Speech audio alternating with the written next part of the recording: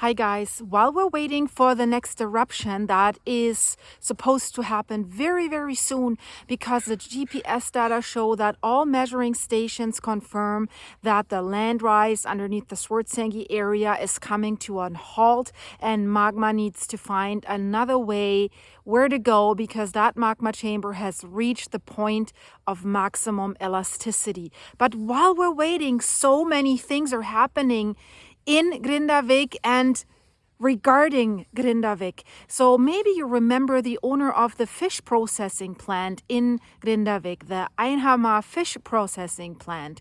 He has sued or is suing the state for not allowing him to enter his town, to live in his town, and to conduct his business in town. So we'll talk more about that. But imagine in town, you have an indoor soccer field that has an artificial grass, not the real grass behind me. And by the way, that is Royal, my 26-year-old, and he just rolled in the mud. Many of you have said he has a Tesla sign on his forehead, and wow, it's really true. Maybe Tesla wants to do an advertising with him. I always called him Mr. T because I thought it's a T, but yeah, it's really like a Tesla.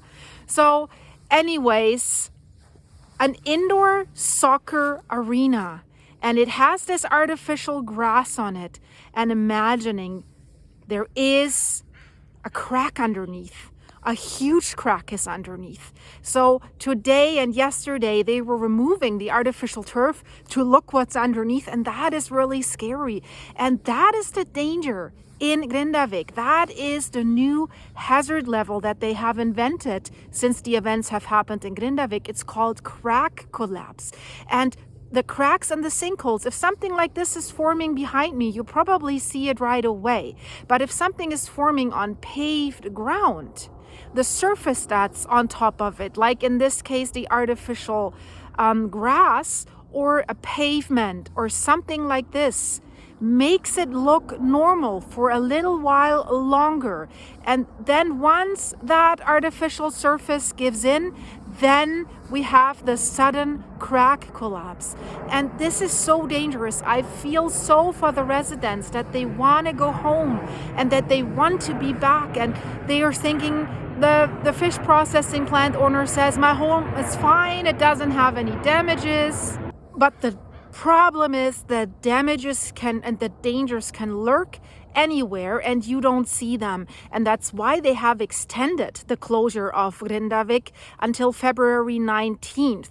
So very restricted access. But the police chief of Sudorns, who's releasing these closures, he's getting in trouble. People are angry, and the last 2 days they did give an opportunity for journalists to take some pictures and to get into town. But now the journalists are super angry. And guys, look at what they did to my fencing here. That's Sabrino. They destroyed my fencing again, so I got to do some repairs. So now the press says, well, this is an important historic event and you should let us into town and we should be able to document what's going on inside of the town. At the moment, the most pictures that you see out of Grindavik, they are coming from the search and rescue teams. They're taking these pictures. And let me know in the comments, guys, do you think it's enough if the search and rescue team guys take the pictures, or should journalists be allowed in? What I wonder, why can't the journalists fly over the town and they could take pictures and images? But I also don't see this, so is that also not allowed? I wonder why. So let's discuss this. Let me know in the comments. Yeah, that's a great fence destruction, Royal. You can be proud of yourself, and Sambrino as well. How innocent you can look, right? You didn't do that, I know. And guys, since we're in the middle of the video, could you do us a favor and could you like this video? Leave it a like and watch it till the end, please. That really helps me, that the algorithm pushes this video a little bit. And don't eat my jacket and don't create an outtake, not yet. So please leave it a like, comment, share it. This all helps this channel. And as I said, watch it till the end. I'll put some outtakes that Rudi produced last night. I'll put it in the end. So thank you very much for that, guys. And now let's continue with the video if I'm not being eaten alive here by this guy. So yeah, the situation in Grindavik, I know it's very difficult. Imagine something, guys. It's your home that you own. It's your castle. It's your safe spot. And then something like this happens to you. And on the outside, maybe it might still look inhabitable and fine. And you don't want to be displaced with relatives or in some temporary accommodation. You just want that stress to be gone and you want to get home. Would you be angry if the officials are keeping you from going back there and live back there? You know, it is very difficult. I really imagine myself if that happened to me and I see, oh, my property looks fine, I want to get back there. Maybe I'd be angry too, and I'd say I can take it at my own risk and I'm not stupid, I can go in there. But of course, on the other hand, you really have to take the time and understand the geology underneath, and maybe they should hold more meetings with the residents of Grindavik to really have this explained, just not only by the police chief and by those authorities, but by geology professors and by scientists and experts that really explain what the danger is. I haven't seen that this is really happening. So I feel for the residents and of course for the businesses. Just today it was announced that about 120 people would be taken off the payroll of one fish processing plant because they're not able to conduct their business there. So they said they are not fired, but they've been taken off the payroll and they've been advised that they should go and get some financial aid like unemployment insurance or something. So that is tragic. So Royal has left. It seems my content is too boring for him, but Sambrino is still listening. So I should continue while he is still there. So yeah, it is really a difficult situation. The company still keeps 60 employees, but 120 people of Grindavik are now, I don't want to say without a job, but without the income that they need. And that is really, it's a difficult situation. I just released in yesterday's video that about 53 structures have been declared uninhabitable, so completely destroyed. And 23 of these structures, unfortunately, are businesses. So if the business location is destroyed, the businesses can't make money. They can't pay their people anymore. The businesses were hoping that at least maybe Grindavik would be back open for business so that people could come in during the day for work, and especially the important fish processing plants. The owner of Einhammer Fish Processing, he wants to get out all the frozen herring that he has in there. So yeah, it is difficult, guys. Let me know in the comments, what would you do if you owned a business in Grindavik and this is your livelihood, or if you owned a home where you put all your work and all your sweat in it. And now he's leaving me too, so maybe I should change the topic of this video. So I'll go inside and I'll finish it there, guys. Okay, guys, I actually wanna get back to the company that had to take 130 people, by the way, off the payroll. The company is called Vizir, and they got the letter today. The people of Grindavik got that letter today that they will be removed from the payroll, and they were instructed to apply directly for payments to the Labor and Employment Agency because of that natural disaster in Grindavik. But it is not a termination of the employment relationship. So they also have some saltfish processing left in Helgovik, and I think that's where they need the 60 employees. And it is all reported on the company website. And they point out that the procedures of the civil defense prevent activities from being carried out in Grindavik in whole or in part. And so basically they're giving the blame to the defense, to the civil defense. And in addition, what is causing a problem is the position of the natural disaster insurance. We talked about this in yesterday's video as well, because the natural disaster insurance is kind of like trying to wind itself out of payments. It sounds a little bit, because they're making it a little bit difficult to say what is considered damage that is connected with the natural disasters. So it is not clear what is considered direct damage from the disasters that have happened since November 10. And this delay and this not knowing what is going on is, in the opinion of the company, preventing the attempts to restart the operations in Grindavik. And so they're saying, and I quote them here, "We have been in detailed communication with the authorities about this without success."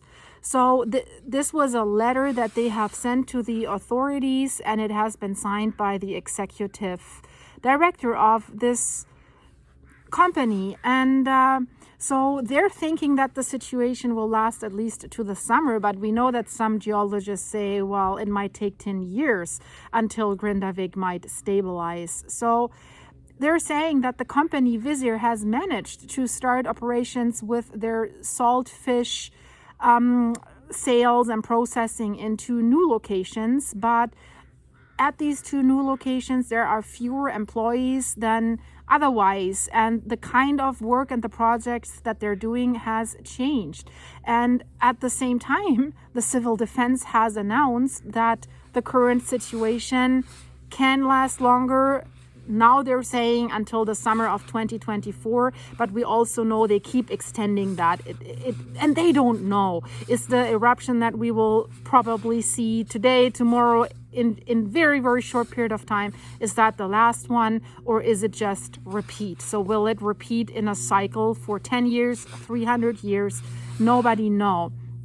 So because of the statement of the civil defense that it's delayed until summer, they made the decision that they did not have another option but to stop the payment of salaries of employees that were affected by that. The company is saying the staff's employment relationship with Vizir is not interrupted by this action, and when operations resume in Grindavik, the staff can resume work as usual. So, however, we do not know when this will happen at this moment, and our company, like others, will closely monitor the progress of the risk assessment there and the movements of the earth, and efforts will be made to secure the company's operational basis through these uncertain times, and we will continue to press the authorities to enable us to continue operations in Grindavik with utmost safety.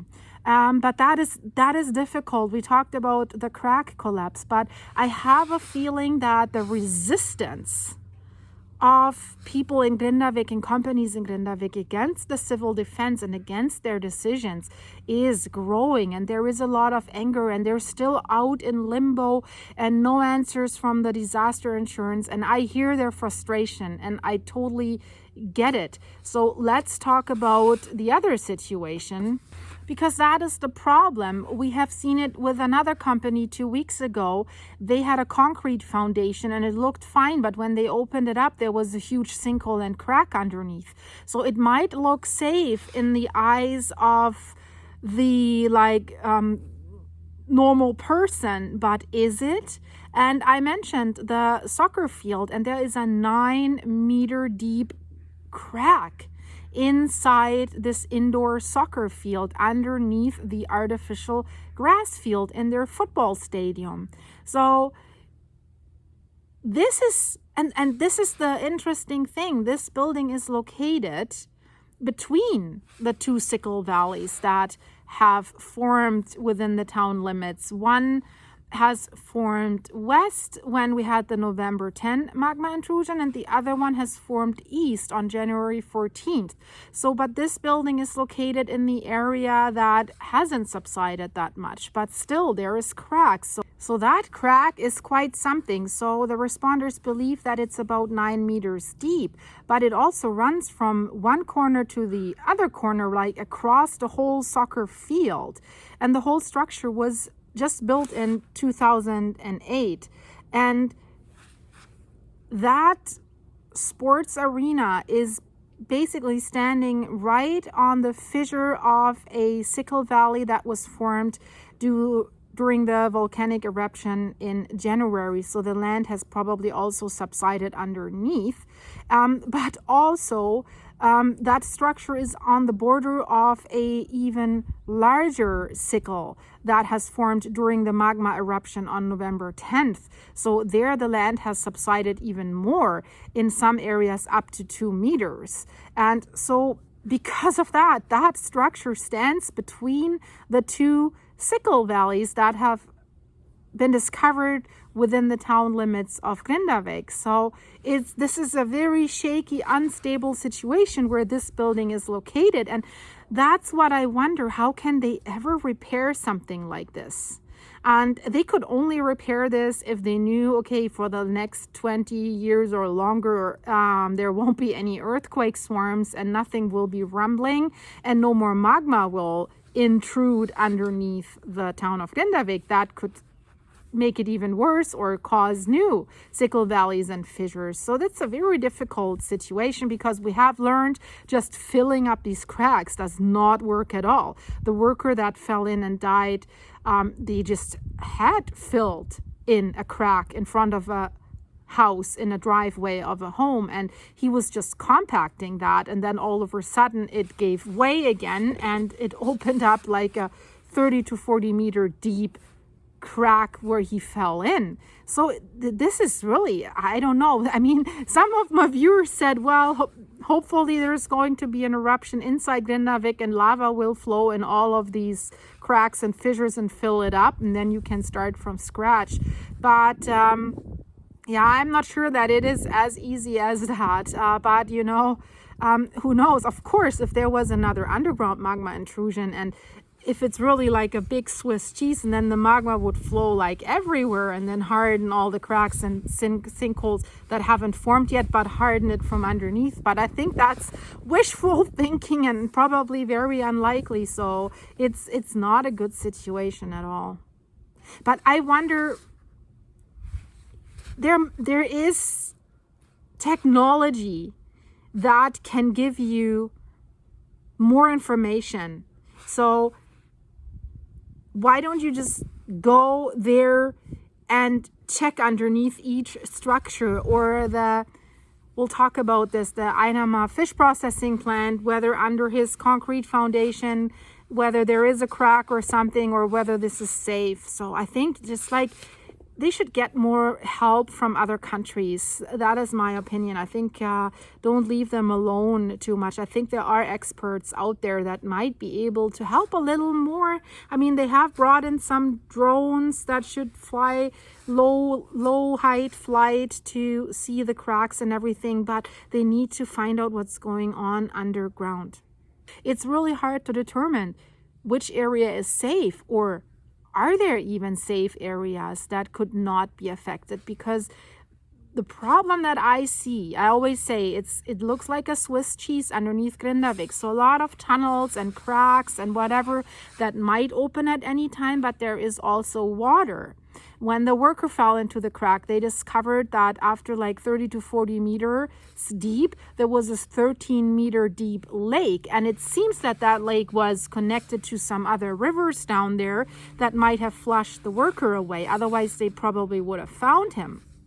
So is this washing out the ground underneath Grindavik? So even if there's no more rumbling or nothing, if there's a lot of rain, or is it even seawater that is coming in? Because some of these fissures extend into the sea. So is it slowly digging up underneath Grindavik until something really collapses?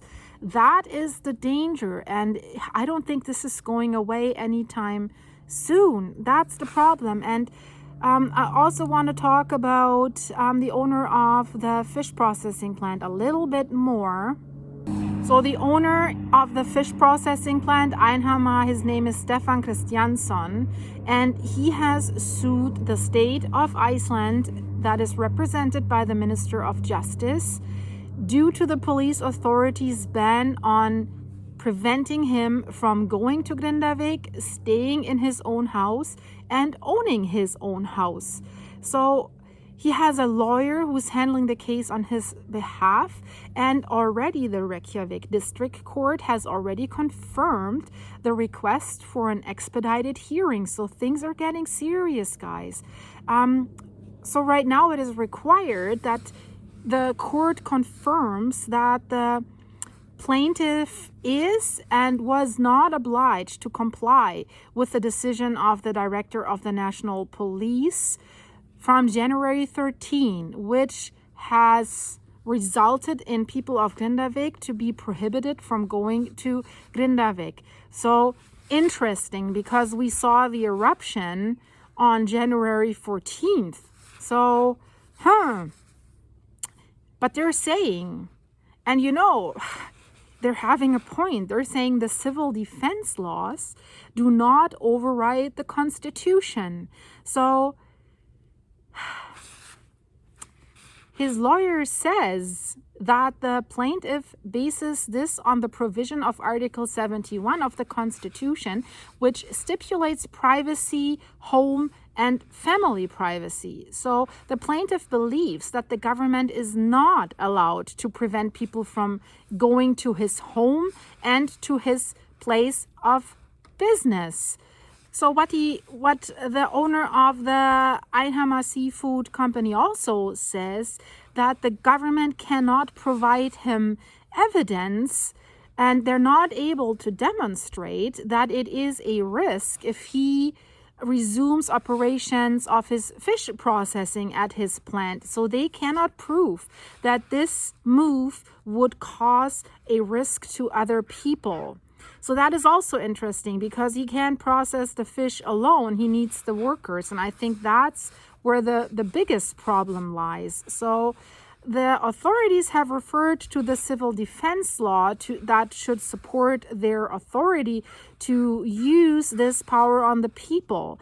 But that law does not override the Constitution. That's the opinion of the Einhammer fish processing plant owner. And this is a very interesting case, because this could create precedents. And we have heard from the owner of Einhammer fish processing plant and from others that there might be more people really wanting to come back and to live in Grindavik and take the risks in their own hands.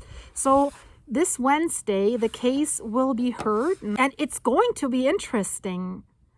So the lawyer says there already has been a similar case, and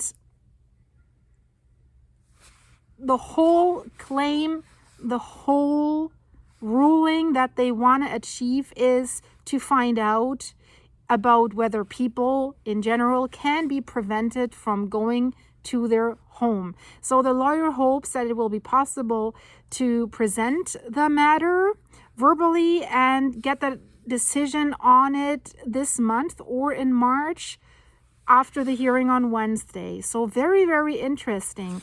And there's another statement from the owner of the fish processing plant. And there you feel the emotion. And I hear him, because it's his livelihood. It's everything. And also, I think, because he's by the water, he's nearby the port. So the boats would provide him with products, and then they would be processed right there. So what about the solution by boat? What if the employees and the workers could come by boat, dock in the port, go to work, and then go back? Maybe just have limited operations so that they can go back during daylight. But maybe there is a solution. Maybe they need to be a little bit more creative.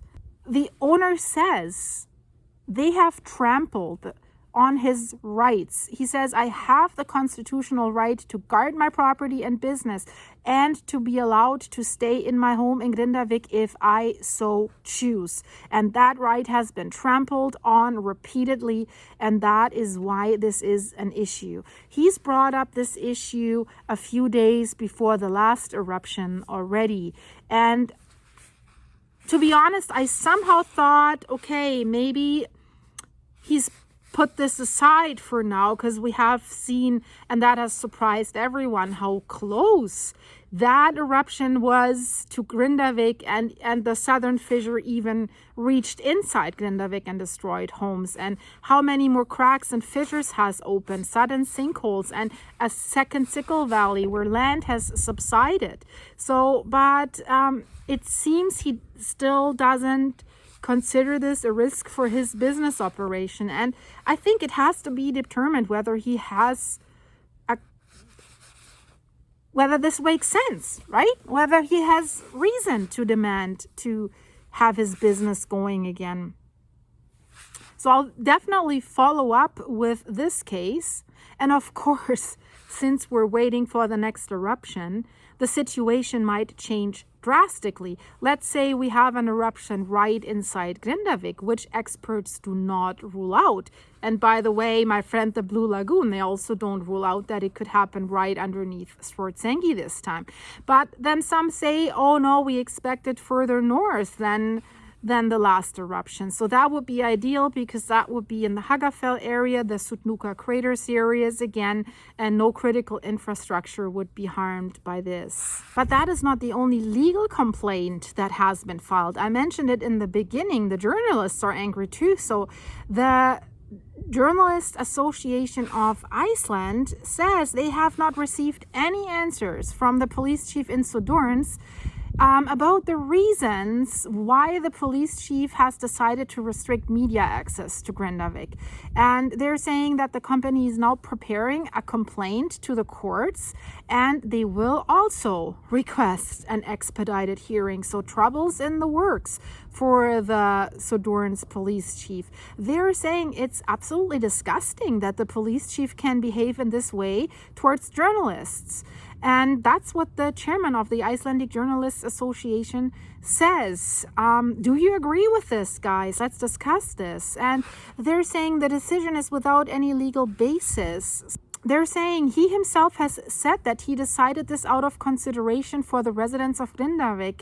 And yeah, I know he said that. He said he wants to be fair. If the residents that actually live there are prevented from going to town, the journalists should also not be in the town. But real journalism and documentation, I think, is important, and a lot of journalists are taking a lot of risks. Look at how many journalists are covering the war in Ukraine. They're sitting in cities that are being bombed, and there's journalists right inside of Russia, or there have been some in other war zones, which is probably way more dangerous. So I understand what they're saying, and they're also saying, of course, we sympathize with the residents of Grindavik in this miserable situation and the tragedies that they have had to deal with, but it does not change the fact that there is an historical event going on that is very important to document, and that journalists document it, but not rescuers. So it's not that journalists want to start to do rescue work, they're saying. They just want to document. And they're saying there's nothing in the law that allows that the media would be denied access to an area out of consideration for other people. They're having a point. I think they're having a point. I'm always for look at things from all angles. Of course, if I listen to my gut or my heart, I would say keep everyone safe, keep everyone out of there, especially right now, before the next eruption. Wait what's happening and then reassess. I always say better be safe than sorry. That's why I keep saying get the people out of the Blue Lagoon. But I see the side of the journalists, because there is nothing hidden. They know the risk. So some of my viewers have said, well, but then they have to go in there by themselves and they should not risk rescuers' life, so that they need to be accompanied by them. I don't know, guys, but I think the people that are filing complaints, they're having a point as well. But I would think let's just delay this until we see what is going to happen to the town with the new eruption coming, and where is the new eruption. If the new eruption is where the December eruption has been, probably won't change too much for the town, but it also depends where the earthquake swarms will be, because there are continuously earthquakes along that magma tunnel that has formed on November 10th. So last night there were about 40 small earthquakes, the night before 30 earthquakes. So it is still rumbling. So it's very interesting to follow up with all these cases, guys. But let me know what you think. Leave me a comment. Let's discuss this. Journalists Association has been complaining for quite a while. So they have already released the first complaint in November. They appealed the police commissioner's decision to restrict media access to dangerous areas in and around Grindavik in November already. And they also requested that the police commissioner's office's instructions to the media regarding their access to the danger zone would in the future be presented in writing and would be published publicly, so that all members could familiarize themselves with the content in advance. So this is basically a repeated complaint about these restricted access. And the media is kind of relating to disaster records. So they're mentioning the importance of the media of having the opportunity and the freedom to document history. And they're given an example of the avalanches that happened in Krysuvik in 1995, and of course the Vizir eruption on the Westman Islands in 1973. And they're saying that when the avalanche happened in Krysuvik, the media was denied access because the police chief at the time thought it was the right decisions. But the people of Krysuvik are very sad today that there are no records about this tragic event. And so the Journalists Association is saying, if we look at old news about the volcanic eruption in Vestmannaeyjar, voices of criticism were heard from the residents of Vestmannaeyjar when journalists were allowed out to the islands, but residents were not. So there were some residents unhappy with that. So where are these critical voices today when people look at these sources that are so important and precious about this miserable event that happened to their lives and the history of a nation? So they're basically saying now the residents do not complain anymore because they're happy that there is some documentation. So they're having a valuable point. So it's also the time frame. The time has passed between the last access. So the media was allowed to go to Grindavik yesterday and today, but the last time that the media was granted access was 2 days after the eruption that began on January 14th. And at that time, media members were driven around certain areas and under the supervision of a special unit of the National Police Commissioner. And they say we went into the commercial area of the town and to the fissures.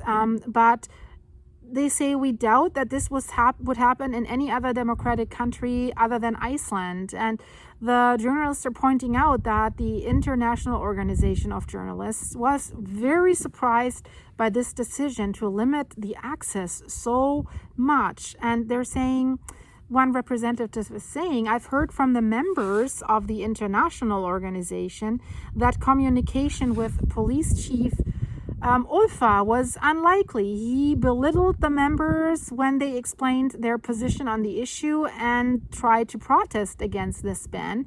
And they're saying it's completely strange behavior for a man in his position towards journalists.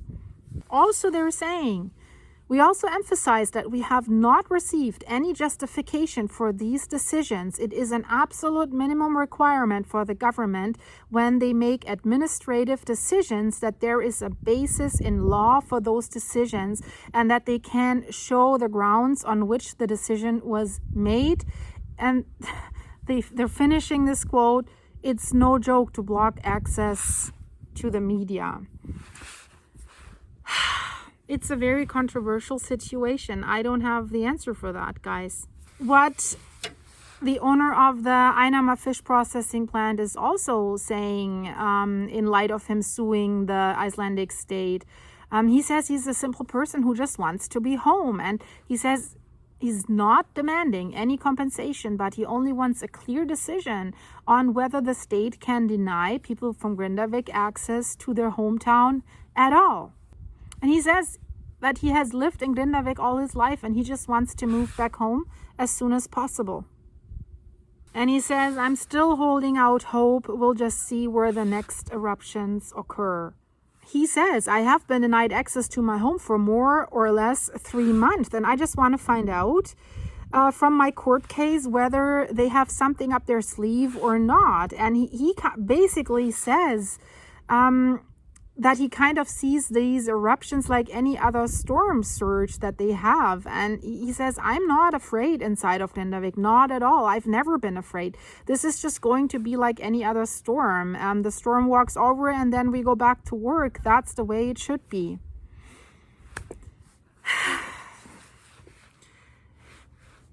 It is difficult, guys.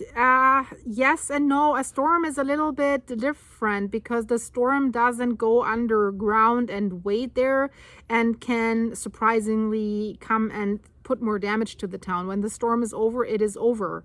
It's a difficult situation.